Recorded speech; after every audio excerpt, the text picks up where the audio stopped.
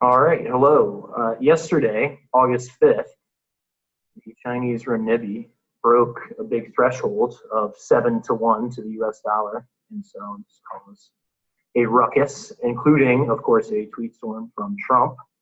So I thought I'd use that to get the conversation started. So here's Trump.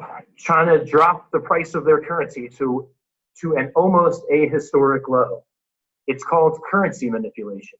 Are you listening, Federal Reserve? This is a major violation which will greatly weaken China over time. Based on the historic currency manipulation by China, it is now even more obvious to everyone that Americans are not paying for the tariffs. Capitalized. They're being paid for compliments of China, and the US is taking in tens of billions of dollars capitalized. Of course. China has always used currency manipulation to steal our businesses and factories, hurt our jobs, depress our workers' wages, and harm our farmers' prices. Not anymore. China is intent on continuing to receive the hundreds of billions of dollars they have been taking from the US with unfair trade practices and currency manipulation. So one-sided, it should have been stopped many years ago. So I'll start by unpacking this a little bit, explaining what you know exactly what he means and what's going on here, and then I'll explain why both China and Trump are wrong about trade policy. Okay, so first, this bit in the second tweet. It is obvious to everyone that Americans are not paying for the tariffs. Trump's responding to a number of criticisms that were leveled, especially at the beginning of the trade war, from economists that by levying tariffs on Chinese suppliers that will ultimately cause increased prices American consumers, and so American consumers will bear some of the burden of these tariffs. And that's certainly true, except in some extreme circumstances that aren't present here and aren't likely to be present in reality. So it's one way or the other. We don't know exactly what the percentage breakdown is, but one way or the other, Chinese suppliers and US estimators are sharing the burden of these tariffs.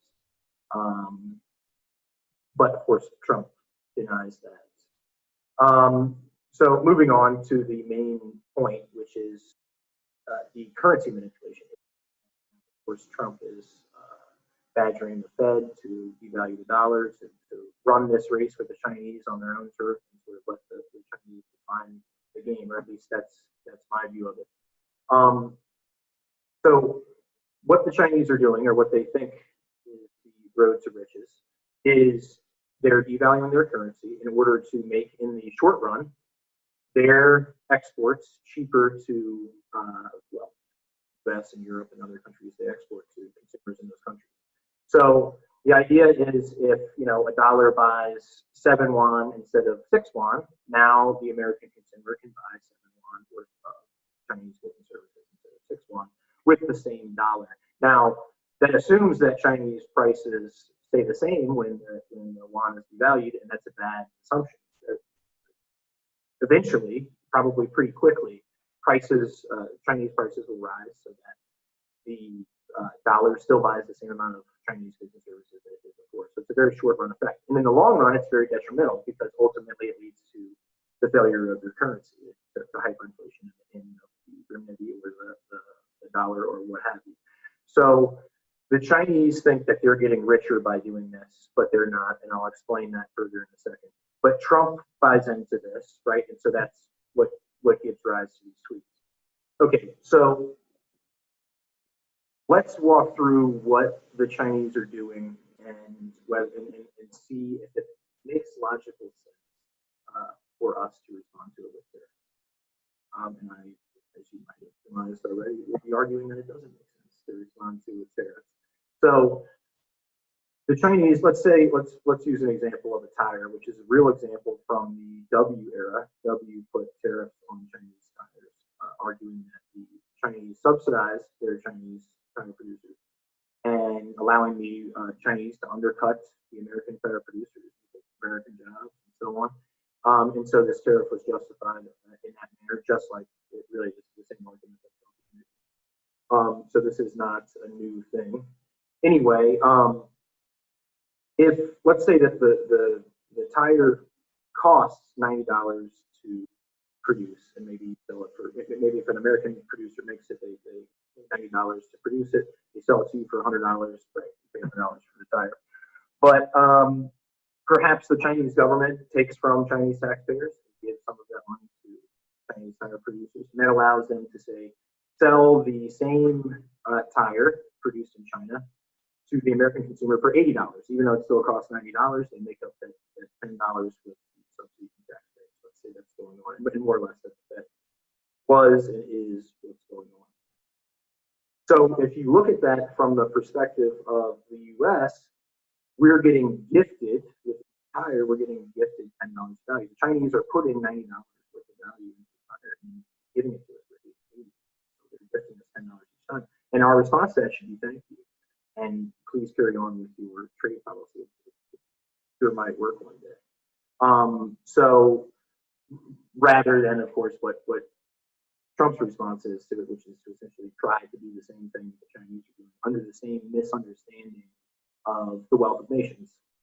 It's the book by that name, written in 1776, by the way. This of the trade policy of both Trump and China, I would argue, was obsolete in 1780. Regardless, if we allow a couple of objections that commonly come up, especially from economists, there's of course the national defense objection, which is actually in Adam Smith, that if we allow China to produce all the tires or all the rubber, what have you, if we go to war with them or something happens, then we won't have any tires for our Jeep and so on.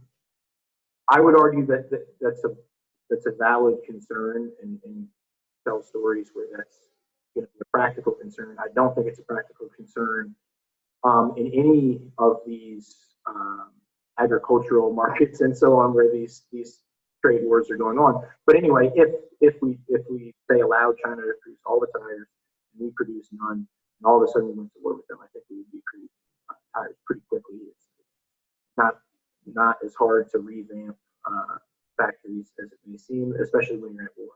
So I think a lot of these worries are overhyped. Also, a more I guess, professional economist objection to all this is from Paul Krugman, who more or less won a Nobel Prize in part for arguing that there are some cases when you can impose a tariff on foreign goods and increase economic efficiency, right? Where free trade isn't the answer. There's some exceptions in economic theory. Again, I don't think these exceptions are present here. These are things like the presence of a pure foreign monopoly. Not present in this case or ever in history, or do I expect it ever to be a problem in real life. So other than these theoretical just so stories we tell, like stories we have to tell where American consumers don't pay any higher prices because of these tariffs, or stories where we're better off because of some extremely unlikely and unique circumstances extant in the world.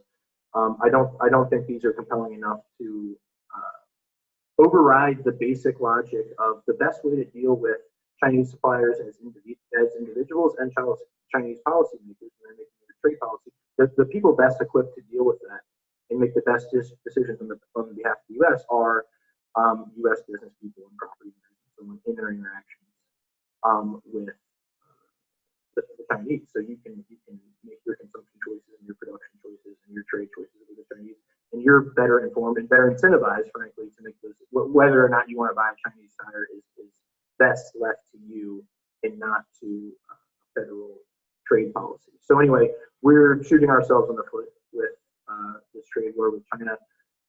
We should just let them do whatever they want and trade with them, make the best deal with them after they've set their policy that we can, and move on.